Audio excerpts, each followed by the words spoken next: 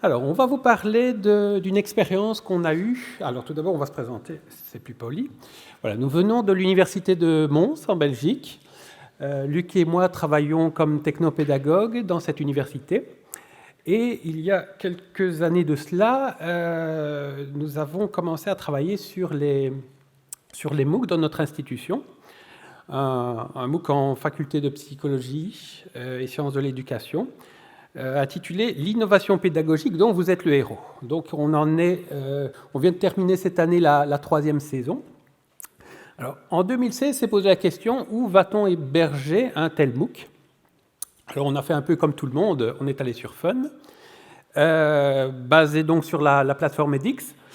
Et l'année passée, les enseignants de ce MOOC sont venus nous trouver en disant « Oui, mais Moodle, on connaît bien, on est habitué, on aime bien, etc. Est-ce qu'on ne pourrait pas héberger notre MOOC sur Moodle ?» Alors, on s'est posé la question. À l'origine, on avait quelques craintes par rapport à la question Moodle par rapport à Fun. Fun, c'est un hébergement spécialement dédié au MOOC. Moodle, on se posait des questions notamment sur la charge, etc. On a quand même décidé de tenter l'expérience. Et on a réalisé donc cette année cette première version du MOOC sur Moodle, dont on va vous faire un petit retour. Alors on va commencer par quelques chiffres. Pardon. Ne tombe pas, Rudy, ne tombe pas. Voilà, donc effectivement, avant de vous expliquer un petit peu comment on a encadré le processus, on va revenir sur quelques résultats donc de cette première organisation donc de ce MOOC sur un Moodle dédié au sein de notre institution. Donc la première chose, au moment où on a lancé le MOOC, donc c'était au premier semestre donc, de l'année qui se termine pour l'instant, nous avons eu 1350 personnes qui se sont inscrites, donc qui se sont créées un compte sur la plateforme Moodle dédiée au MOOC. Mais en fait, ce n'est pas réellement 1350 personnes qui ont participé au MOOC, puisque seulement 928 ont réalisé la première activité. Alors la première activité, il s'agissait de choisir un parcours. Les concepteurs du MOOC, donc vous avez bien compris que ce n'est ni Rudy ni moi, c'est notre collègue Bruno Delièvre, avaient prévu 3 parcours différents. Un parcours classique qu'il a appelé Performance, dans lequel les participants réalisent des activités, ils regardent des vidéos, ils passent des tests en ligne, donc quelque chose d'assez classique. Un parcours contributif, où là, il y avait vraiment de la collaboration, donc il y avait vraiment des activités collaboratives. Et un parcours qu'ils ont appelé un parcours libre, dans lequel, en fait, les gens pouvaient s'inscrire et ils pouvaient naviguer librement dans l'ensemble des ressources disponibles, mais par contre, ils ne pouvaient pas réaliser les tests en ligne.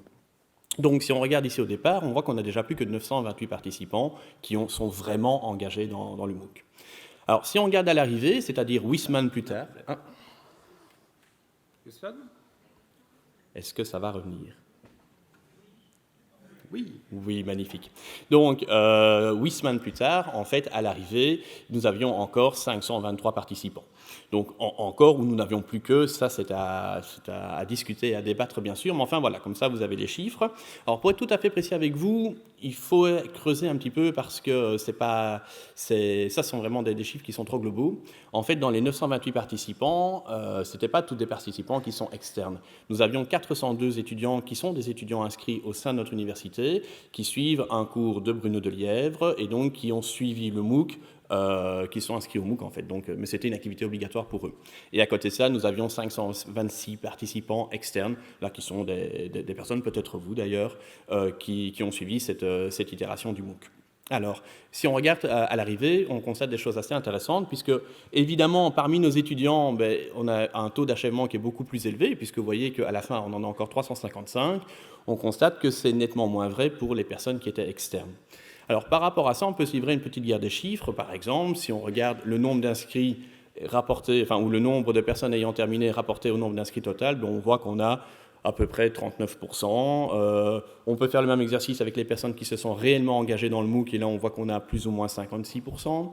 Si vous devez aller voir votre boss et que vous voulez négocier une augmentation, vous allez choisir plutôt ces chiffres-là en disant, regardez, on a 88% de nos participants qui sont arrivés à la fin. Ou si on veut être peut-être un peu plus juste, si on regarde les personnes externes, on voit que grosso modo, on a un tiers des participants qui sont arrivés au bout. Alors, tous ces chiffres-là, c'est bien l'illustration de « on peut faire dire ce que l'on veut aux chiffres ». En fait, la vraie question à se poser, c'est comment on fait pour mesurer la participation des apprenants et comment on interprète tout ça. Alors, le choix qu'on en a fait ici, les chiffres que je vous montre ici, ils ne sont pas basés sur la réussite, mais simplement sur la participation des activités. Et cette participation des activités, en fait, on a considéré que dans chaque module, il y avait un certain nombre de tâches à réaliser. Si les participants avaient réalisé la moitié des tâches qui leur étaient demandées, on considérait que le module était terminé et il fallait avoir fait au moins 50% des tâches de chaque module pour être considéré comme ayant achevé le MOOC, en fait. Alors, par rapport à ça, je vous ai parlé tout à l'heure de parcours, et c'est vraiment intéressant de creuser un peu plus en détail par rapport à ça. Alors, je vais le faire assez rapidement parce qu'on est limité par le temps. Mais donc, sur le diagramme qui vient d'apparaître ici, vous avez en bleu les deux lignes qui sont au-dessus, un trait plein et un trait pointillé. Le trait plein, ce sont les étudiants de l'université, et les traits pointillés, ce sont les participants externes. Et ça, ce sont les participants qui ont choisi le parcours performance, donc ce qui ressemble à de nombreux autres MOOC. Oui, vraiment le MOOC classique.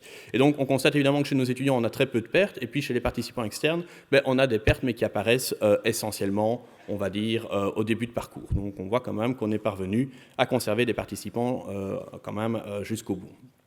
Alors, vous voyez que le parcours contributif, donc avec les activités collaboratives, a séduit beaucoup moins de personnes, mais on constate quand même aussi qu'à la fin, on en a toujours aussi. Or, c'était un parcours qui était beaucoup plus exigeant, puisque il fallait collaborer à distance, donc c'était quand même plus difficile. Et alors, on a la troisième, oui ça va, on la voit bien à l'écran, on a donc le troisième groupe, en fait, des participants libres. Ça, évidemment, ceux-là, c'est normal qu'ils n'aillent pas jusqu'au bout, puisque l'objectif, c'est justement de leur permettre de parcourir librement. Et donc, l'objectif, c'est pas qu'ils fassent nécessairement tous les modules, mais c'est qu'ils aillent chercher ce qui les intéresse. Donc, vous voyez que des chiffres, c'est bien, mais il faut pouvoir les recontextualiser. Alors maintenant, comment est-ce qu'on est parvenu à arriver à ces résultats-là? Alors, Moodle offre effectivement pas mal de possibilités qui vont nous aider à travailler sur la motivation des étudiants. On va commencer par quelque chose de simple, c'est-à-dire l'individualisation des parcours qu'on va réaliser avec le plugin Choix de groupe, qui est assez connu, vous devez sans doute le connaître. Donc, première chose à réaliser pour le participant, c'est choisir son groupe. Et en fonction de ça, on va pouvoir appliquer des restrictions d'accès aux différentes ressources, activités du cours en ligne. Voilà, un exemple ici avec des conditions un peu évoluées. Vous connaissez sans doute ce genre de choses, et voilà ce qu'on peut configurer au niveau de Moodle avec des conditions basées sur l'achèvement, sur l'appartenance au groupe, sur la réussite ou ne serait-ce que la consultation de certaines autres activités. Donc on a vraiment une individualisation du parcours en fonction de beaucoup de paramètres possibles. Voilà, alors pour que les participants puissent se rendre compte de leur progression et pour que les tuteurs, donc ça on a oublié de le dire, mais il y avait des tuteurs humains bien sûr qui étaient derrière pour soutenir la progression. Donc pour la progression, on a utilisé deux choses toutes simples dans Moodle, donc deux plugins. Le premier, c'est simplement donc la liste de tâches, et donc cette liste de tâches reprenait toutes les activités qui étaient réalisées au sein du module. Il y avait une liste de tâches par module, et donc avec la configuration basée sur l'achèvement. Donc quand un participant réalisait une activité, automatiquement, ça venait valider la liste de tâches. Donc ça, c'était vraiment pour guider au sein d'un module, donc grosso modo chaque semaine. Et pour avoir une vision globale de la progression à l'intérieur du MOOC, là, on a utilisé un autre plugin qui est le bloc progression, et qui, lui, en fait, est utilisé pour vraiment avoir une sorte de fil rouge sur l'ensemble du MOOC. La motivation est également basée, comme un peu partout dans les MOOC, sur les échanges. Ne pas se sentir seul dans son parcours, eh bien on l'a dit, on avait toute une équipe qui encadrait le MOOC, aussi bien des enseignants, des assistants du service que des tuteurs étudiants. Donc des étudiants de dernière année, on en avait une dizaine, je crois, engagés pour suivre plus finement le parcours. Avec des messages, par exemple, pour relancer. Ici, on a un exemple avec la confortation, où on en est dans les activités. Rappel des échéances, étape suivante, donc toute la communication classique, et bien sûr, toujours la présence d'un tuteur joignable. Moodle, pour ça, est très bien. C'est une plateforme socio-constructivisme. Donc, la communication, les échanges sont évidemment mis en avant. Encore un autre petit exemple ici, pour la constitution d'un groupe dans le parcours contributif. Eh bien, on voit que les participants arrivent, malgré la distance, à avoir des échanges constructifs, ici, entre une participante canadienne et un participant français, je vois. Donc, toujours très important, la communication. Ah oui, également, une couche supplémentaire que moi j'aime beaucoup, c'est l'attribution des badges. Alors ici, on est vraiment un badge au niveau de la tâche, on en a déjà parlé plusieurs fois. Les badges peuvent être attribués selon beaucoup de niveaux. Voici un exemple de profil utilisateur chez un participant, donc toute une série de badges obtenus. C'est aussi intéressant, selon moi, pour les enseignants eux-mêmes, qui vont devoir réfléchir finement à l'attribution des badges et au sens qu'il va prendre dans la formation. Encore une chose importante pour la motivation. Alors, un élément à ne pas négliger, évidemment, c'est l'interface, d'autant que dans le cadre d'un MOOC, ce sont des utilisateurs que l'on ne connaît pas, pour la plupart, et qui n'ont peut-être jamais utilisé de plateforme Moodle. Or, c'est vrai qu'en interne, au sein de notre université, parfois on a des collègues qui nous chambrent un petit peu en disant « Ouais, mais tu sais, Moodle, c'est quand même pas top ». En fait, si on se donne un petit peu la peine de le customiser et d'utiliser les ressources qui sont proposées par la communauté, on arrive à des résultats plus que satisfaisants. Par exemple, on a fait le choix d'un terme que l'on trouve vraiment très agréable à utiliser. Il s'appelle Nlight Lite. Il est dans les plugins officiels de Moodle. Il fonctionne admirablement bien. Il est super personnalisable. Il est super joli. Il marche sur tous les périphériques que vous voulez. N'hésitez pas à aller le chercher. Il est vraiment super. Autre chose, au niveau de l'interface, on a veillé à faire en sorte qu'il n'y ait pas trop d'informations affichées en une fois. Donc pour faire ça, on a utilisé par exemple des petits boutons qui permettent d'afficher ou de cacher des éléments d'information.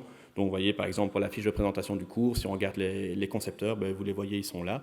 Donc voilà, donc ça l'idée c'est qu'en fait on montre pas trop d'informations pour ne pas perdre les utilisateurs.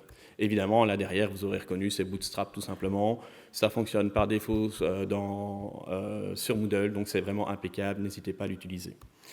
Autre chose qu'on a également utilisé, donc on a toujours essayé de structurer l'intérieur des modules de la même façon et on leur a attribué à chaque fois une petite image. En fait, cette petite image n'est pas une image, c'est simplement une police de caractère un peu particulière qui s'appelle Font Awesome. Donc vraiment, ça aussi, c'est utilisable par défaut dans Moodle. Je vous ai remis le lien, n'hésitez pas à aller lire la doc, ça vaut vraiment la peine, c'est super intéressant. Et en utilisant ça, vous n'avez pas de problème de source des images, ce genre de choses. Autre élément tout bête auquel on a pensé, au niveau du cours en ligne, en fait, il y avait, donc je vous ai dit, un module d'introduction, 6 modules, et puis il y avait une petite activité à la fin. On a simplement utilisé des sections cachées, donc les sections condensées, excusez-moi. Donc les sections condensées, donc ça c'est super intéressant aussi parce que ça évite d'avoir des longues pages où on ne sait pas où on se trouve. Donc voilà, c'est tout bête, mais ça fonctionne très bien. À l'intérieur de chacun, je vous ai dit, de chacun des modules, on a toujours essayé de bien segmenter les choses. Au niveau, donc, on a fait un choix au niveau des restrictions. Quand vous configurez des restrictions, évidemment, Moodle vous met un message d'information, attention, non disponible tant que bazar n'a pas été réalisé ou si vous n'appartenez pas à tel groupe. Vous avez vu tout à l'heure, on a des conditions qui peuvent être assez complexes. Donc, à certains moments, on ne l'a pas fait partout, mais on l'a fait quelques fois, surtout au début. Pour ne pas faire peur aux participants, en fait, on a décidé que quand une activité n'était pas disponible, elle n'apparaissait pas du tout. Simplement, on faisait apparaître une petite étiquette avec un petit message en disant « Attention, vous n'avez pas encore tout terminé ». C'est la petite étiquette bleue que vous voyez là pour l'instant. Et donc, avec les conditions d'achèvement, ici, il fallait choisir son parcours. Quand on a choisi son parcours, que l'achèvement est fait, la petite étiquette disparaît et puis vous avez la deuxième activité qui apparaît et vous pouvez remettre des étiquettes comme ça. Dernière chose qui ne coûte pas cher non plus, qui vaut vraiment la peine d'être faite, du moins c'est ce que nous on pense par rapport au retour qu'on a eu des utilisateurs, c'est simplement d'utiliser l'indentation dans Moodle. C'est tout bête, mais voilà, ça permet vraiment de structurer visuellement. Voilà. Bien, pour conclure, on a beaucoup parlé de motivation, la notion d'achèvement, de restriction, d'interface, donc tout ça concourt à favoriser la motivation des étudiants. Par rapport à l'expérience, on a connu plusieurs améliorations donc, par rapport à notre hébergement chez Fun précédemment. Les activités plus variées dans Moodle, évidemment. Une interface plus attractive, on y a travaillé, bien entendu. Motivation accrue, donc on l'a déjà dit sur plusieurs aspects. plus de contrôle sur les données également. Ceux qui ont connu une expérience chez Fun savent que, par exemple, pour de la recherche, obtenir un suivi fin des données, ça n'est pas facile. Oui, je vois que, je vois que c'est connu. Là, on était sur nos serveurs à nous, donc toujours en respect, bien entendu, du RGPD et de toutes les restrictions légales.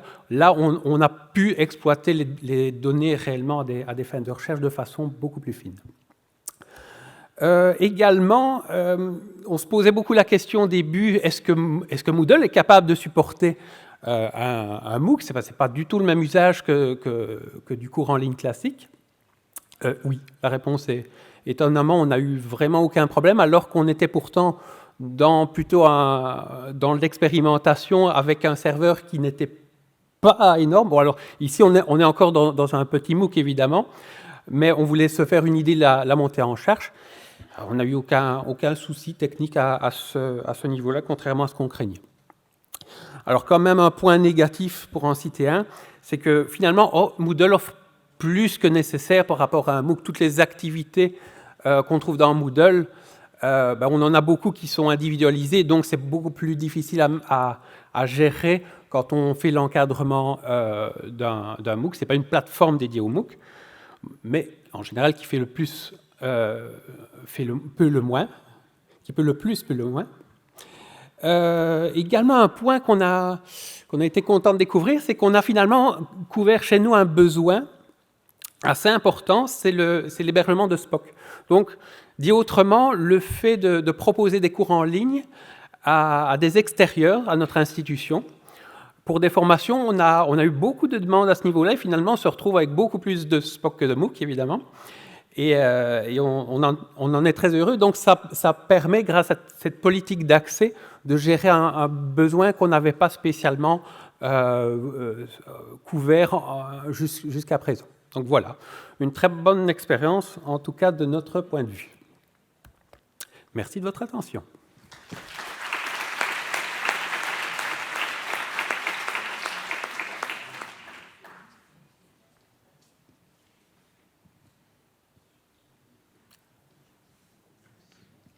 Merci beaucoup pour votre présentation.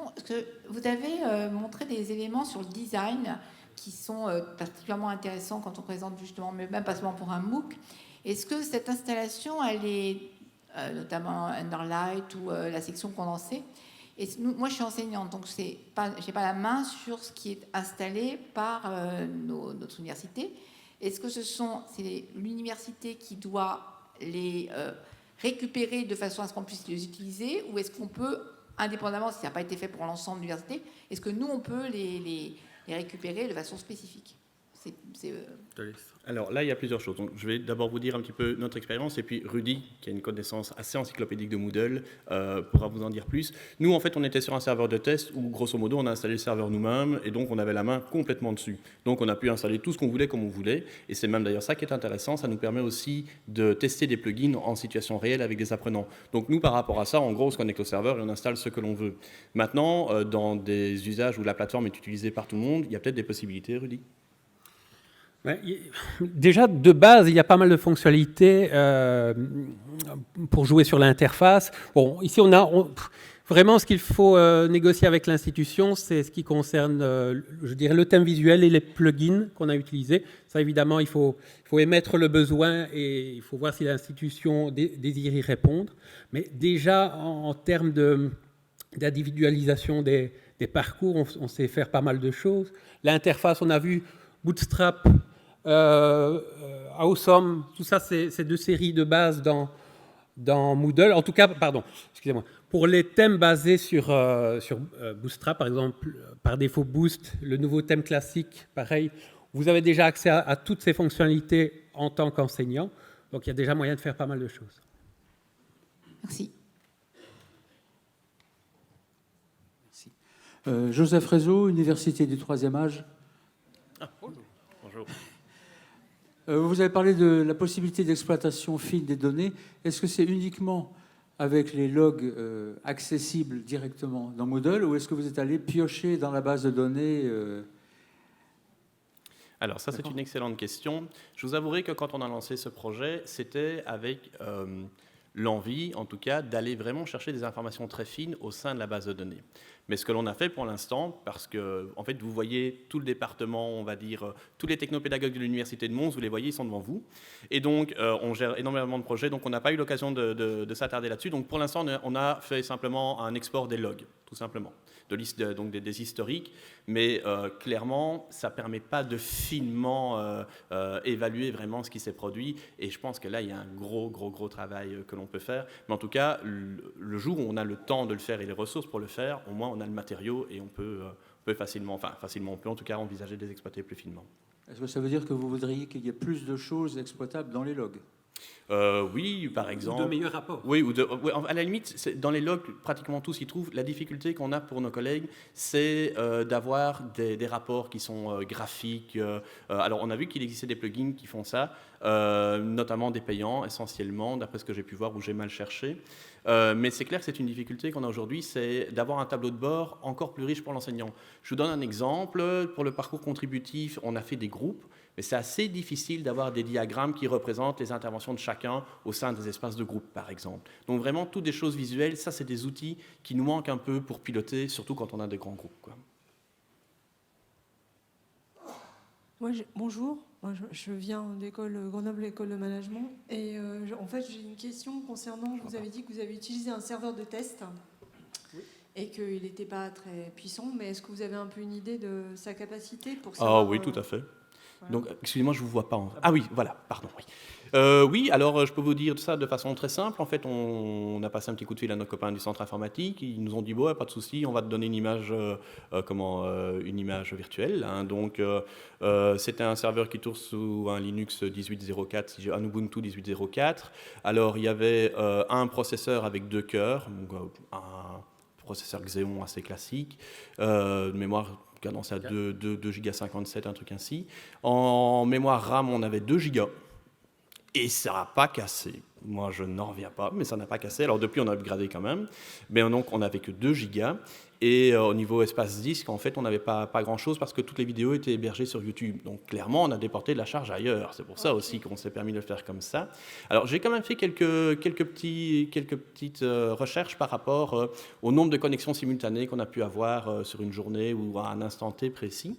Et en fait, on s'est rendu compte que globalement, les pics les plus importants qu'on a pu avoir à la même, on va dire, peut-être pas à la même seconde, mais sur une période d'1 minute continue, eh bien, on avait à peu près 40-50 utilisateurs maximum connectés en même temps qui faisaient une opération. Puisque, pour être dans les logs, évidemment, faire une opération. Et on va dire, dans les journées les plus chargées, on a eu à peu près 600 utilisateurs différents qui sont connectés sur une journée. Mais ça n'a pas cassé.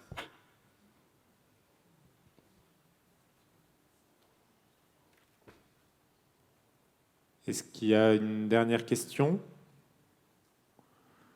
Je vous propose, vous pouvez, du coup, merci beaucoup pour votre...